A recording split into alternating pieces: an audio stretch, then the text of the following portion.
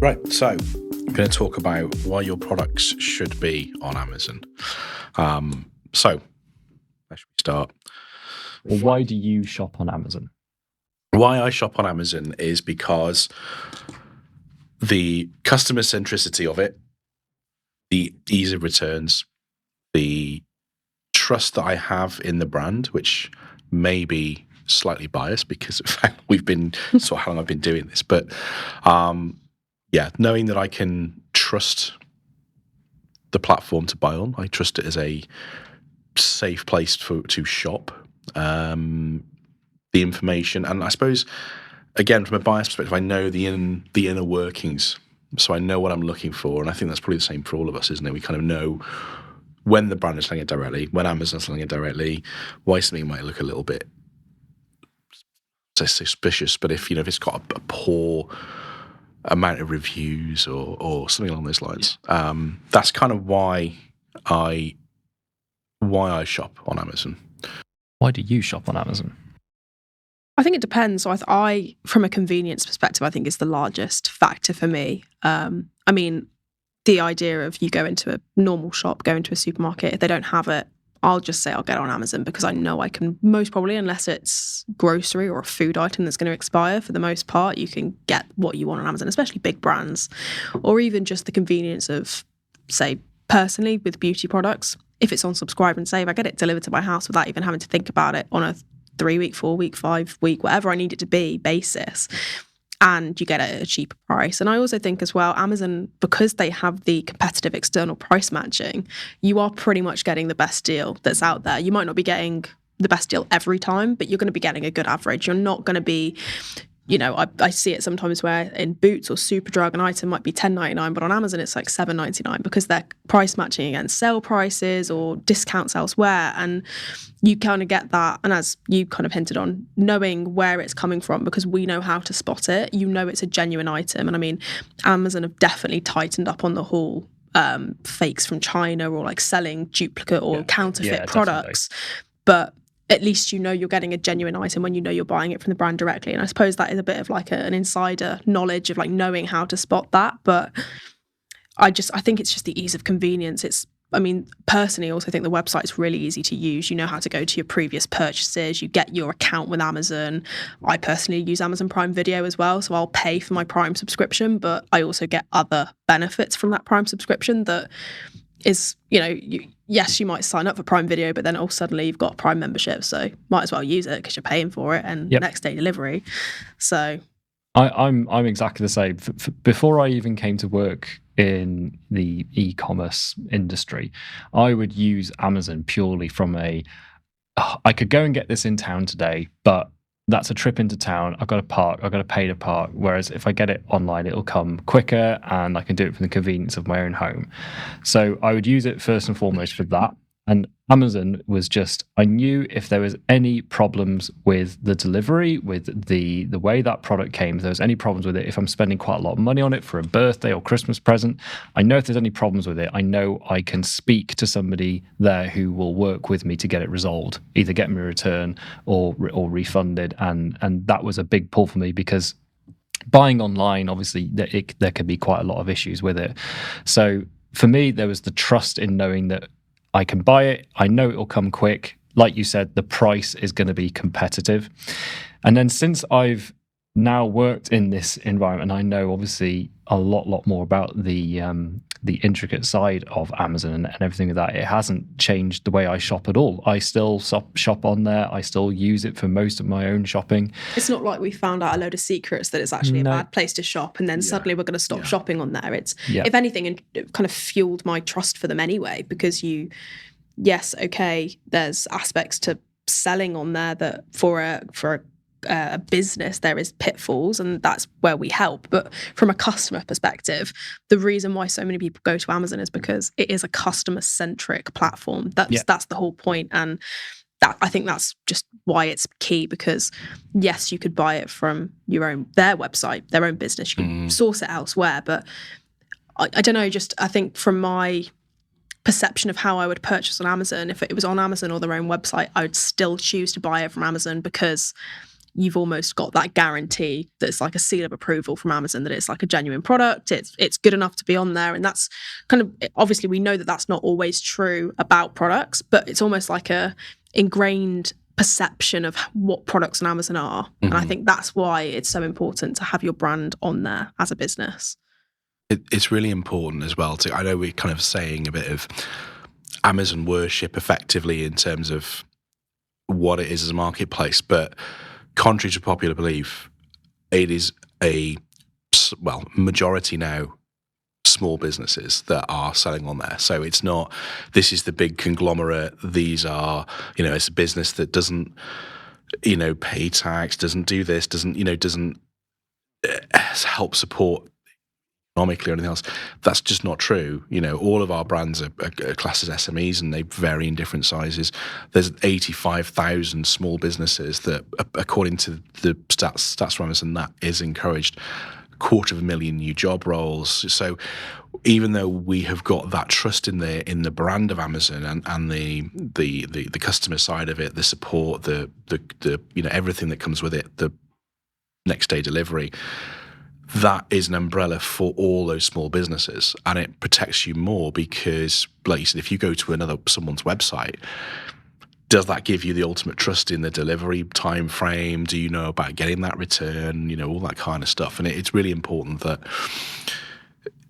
people understand that, I think, more than just saying, oh, it's a conglomerate and they're just taking over the world. And it is supporting a lot of small businesses, and it's supporting not just our business, but our clients' businesses as well. And there's a lot of really good stuff that comes from it, in terms of whether it's product development, as we've spoken about before, in terms of making sure product quality is there and being led by the customer side of it. It's really, really important to kind of just get that message across. And just say that stat of 50% of all the units that get sold are from small businesses is just crazy, in terms of, I think, that additional business for small businesses.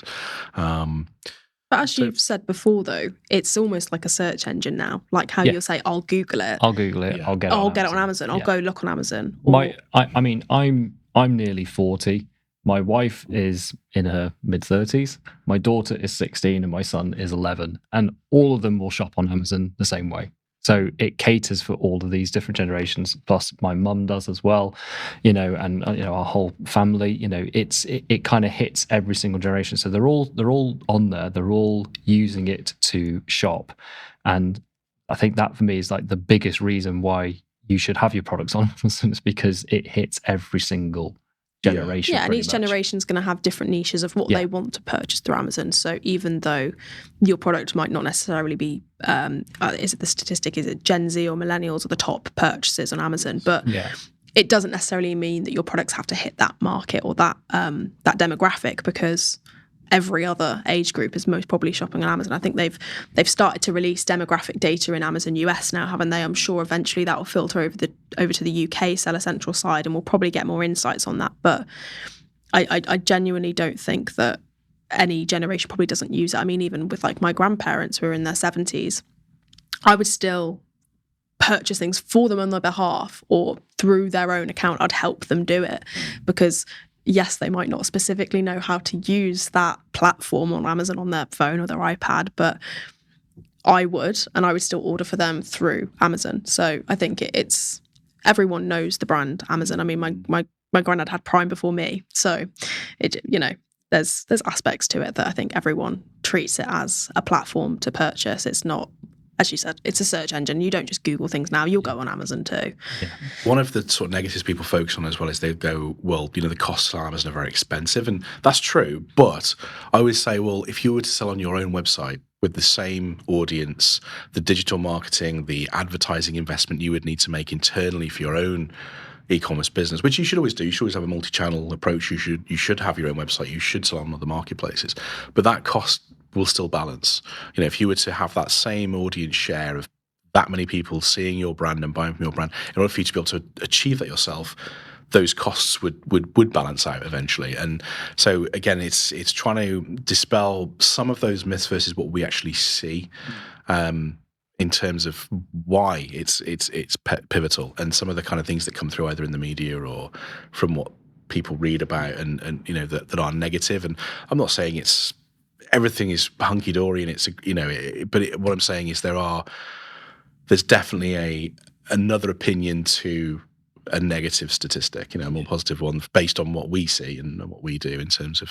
I think the potential as well for people selling on Amazon is really interesting, because when we took a really big client a couple of years ago, and I think last year they'd done around about 300,000 on Amazon, and it wasn't anywhere near what they wanted to, but they kind of had some targets of what they wanted to achieve this year, and they onboarded with us. We took their model, we changed it slightly on Amazon, we improved their product listings, improved their account health, and this year they're going to do 1.5. And that is way, way bigger than they thought they would do. And that's, just a kind of example of, again, if you come onto the platform, if you listen and are guided by us on the sort of advice that we would suggest to do, and where to sell, how to run the account, it's just an example of the sort of potential that you can get on such a big platform like Amazon. To go from 300,000 to 1.5 in the space of a year is massive growth. I think Absolutely. It's another aspect that, for a client example as well, is that the search and purchase behaviours can be different on Amazon to what your own website can be. So we've got a client at the moment where one of their products is one of their worst sellers on their own website because people just don't particularly go for it. But because that search volume is so high specifically on Amazon and they rank well, they get the sales. And so we had a call with them and they were confused or just wanted to know why specifically that one had done so well. And it's because that market was on Amazon, but it wasn't necessarily getting directed to their website. And so it opens up that aspect of you can get extra traffic for your products through Amazon, even though, and there are tools that you can use as well to find what the search volumes are and what the niches are on Amazon. And I think that's also a way is don't always just write it off that, oh, that's not selling very well on our website. Well, it might sell well on Amazon if we market it right and have it ranking well for those high volume search terms.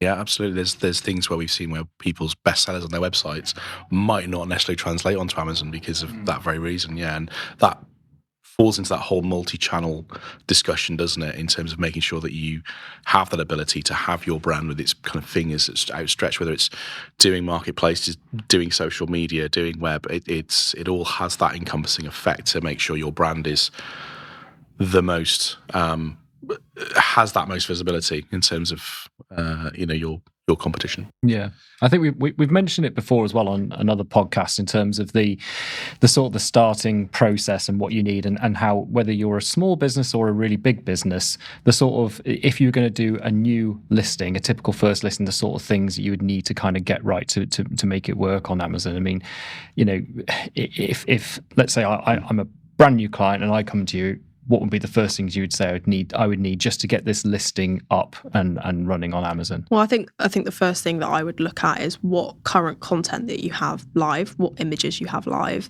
because I think it's just the bread and butter of what we do. I think in terms of the content, it's not just a information part for customers to read, oh, this is vegan, gluten-free, whatever the product is, the features. It's also its keyword ranking on those search terms. So that's why it's so key that is a large part of what we do, because we're going to make sure that all those high volume search terms are in the listing, all the phrases. And also I think another aspect of why it's important is because you might think your product is called one thing, but on Amazon people are searching for different types of categories. Yeah, exactly. They're searching for different types of search terms or phrases. And that's why, it's so important that we do that research and have that starting point. I'd probably then look at what your imagery structure is. Do you match competitors? What's your A+ looking like? So as previously mentioned on a different podcast, that's kind of like your expanded A+ with imagery. You get comparison tables, you get extra text features. And that's another aspect. I mean, these are all tiered. So I'd do content first, then look at imagery, then probably look at A+. Depending on the size of your products, or the product range, I'd then look at brand story and a brand store. So a brand store is basically your own website, but through Amazon's portal, you get to create it, put your own graphics on there, link all your products, have an About Us page, however you want to present it. I think there's multitudes of ways that you can do it depending on brand. Then you've got brand story, which appears on every single one of your branded listings. And it's almost like a click-through module that appears just above the A+, kind of where all your product information is. If you scroll down from the bullet points on Amazon, that's where you'll find it. And that's where you can tell your brand story, your ethics, where you started, what your key products are, all of that kind of information. And then, I mean, I'd look at reviews. You've got Vine, especially, I think we've mentioned before, is extremely important if you don't have reviews. I mean, there's so many things that you can do to this product listing, but I would still do all of this before I look at advertising. And I think that's something that's key, is you don't just advertise from the get-go. You need to get all of these foundations right before you even look at advertising your listing.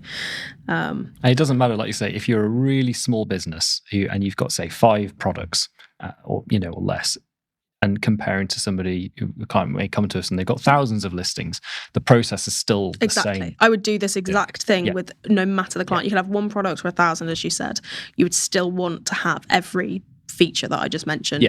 And also what's key is the A+, the brand story, the brand store, videos on the listing, everything that we've just mentioned there. You have to be brand registered. You have to have the trademark. And that's why it's key, as we've mentioned before, to have that in, before you even start selling on Amazon, is have that IP protection, because it gives you access to an unlimited amount of brand content on Amazon that you just kind of lose out on, that you don't get to then compete with competitors with. And it's just as I said before, the bread and butter of what we do all the time. I think another reason as well you want to go on Amazon with that, whether you're small or big, is Amazon are just constantly evolving and updating and adding new features to the platform, and there's so many more tools that are now available to us in the work that we do. But it's always being that Amazon are always investing into it to make it better for ultimately the customer, and therefore they're increasing the amount that sellers can do, that they control the data, the insights. It's always evolving. Well, it's like the new partnership with Meta, isn't it? That aspect. If you're not already on Amazon, you're not then going to have a presence already with reviews or ranking or being able to link your products. Like, I'm sure there's many businesses that work on social media pretty much predominantly and have a good social media presence, but they don't necessarily have an Amazon presence. But that then might cause an impact later down the line when this whole partnership comes about how that's going to work. That if you don't have your Amazon ASIN, which is your Amazon identifier, like your barcode, you wouldn't then be able to necessarily link it through. You'd have to start that process from fresh to then be able to link it. And so it's kind of going back to the point of making sure that you're early to the party and get your products on Amazon. And that's why it's key. There's so many, it's a whole web of linking. And we have clients, I think we mentioned before, that don't sell, but they want their brand represented correctly to other sellers. And so that's why they're on Amazon. There's a multitude of reasons, just maybe because you want to expand your sales. And so developing from web to Amazon, or even just testing it, I think, making sure that, does it work? Does our product work on Amazon? And if it doesn't, fine, you can rule it out. But come into us and we do all of that list of things that I just said. At least you've put that brand presence on there. You've protected your brand. No one else is then going to go and sell it on there. You've almost like solidified your mark of like, this is our product, REAN, our GS1 barcode, and someone can't steal my IP now on Amazon. In terms of sort of summarizing sort of like what we started the conversation of, in terms of saying what are those customer or points of how we shop, and then putting that into a seller's perspective, how, those kind of key sound bites of what they can learn from our shopping habits and what standard habits may be for most customers. What, in kind of a bullet point form, what would you say? For me, it would be qualitative products, good fulfillment, fast fulfillment, qualitative reviews, and making sure that the actual content, as you've discussed, is high quality, matches exactly what they're going to buy. And then the final one for me, I think, would be making sure there is a price point that is relative to what I'm looking for. There's no point having something that's like 60 quid when everything else is 20 quid. Yeah. I think those are the key things I would say would, based on my shopping habits and my kind of customer behavior, that would be core to a product listing or a brand's listing on Amazon. Anything else you'd I think the only thing that I would add to that is imagery personally for how I shop using Amazon is I would look for almost like before and afters of whatever item it is, or how to use, or where you can use it. So for example, with coffee, with ground coffee, a lot of the competitors will put whether it's you can use it in a cafetiere or whether you can use it in a filter ground coffee machine. I think things like that, it almost just adds to your knowledge of what you can use that product for. Yeah. So as much as, the price might be right, is this product actually right for me? And imagery is a big way that comes across to me personally when I'm purchasing on Amazon. And so like with beauty products, as I mentioned before, that's something that I'll purchase through Amazon. I want to see what the results are of whether it's a mascara or a fake tan or a foundation. I want to know what it looks like. And I also don't want it to be airbrushed and fake. You want genuine of what the quality of the product, which is kind of going back to what you've said, is it needs to be qualitative. But also the images, I think this is something that we normally face with most of our clients, is it can sometimes be poor imagery and we have to recommend new images, but it makes such a difference. We see such an increase in conversion when that imagery is spot on and it's clear to customers what the product does, the quality, how much you get of it, if it's, if it's a certain weight or milliliters, whatever it might be. I think that's why images for me is another one I'd add to that. For me, it depends what I'm buying. If I'm buying something that is going to be under £5 and it's an item I don't expect to last long, if it's like a kitchen appliance like tool or something, I don't know. I wouldn't spend a lot of time looking. Okay. Personally, I would literally just go on there. I'd probably look at the price, I'd look at the imagery, and then just buy it.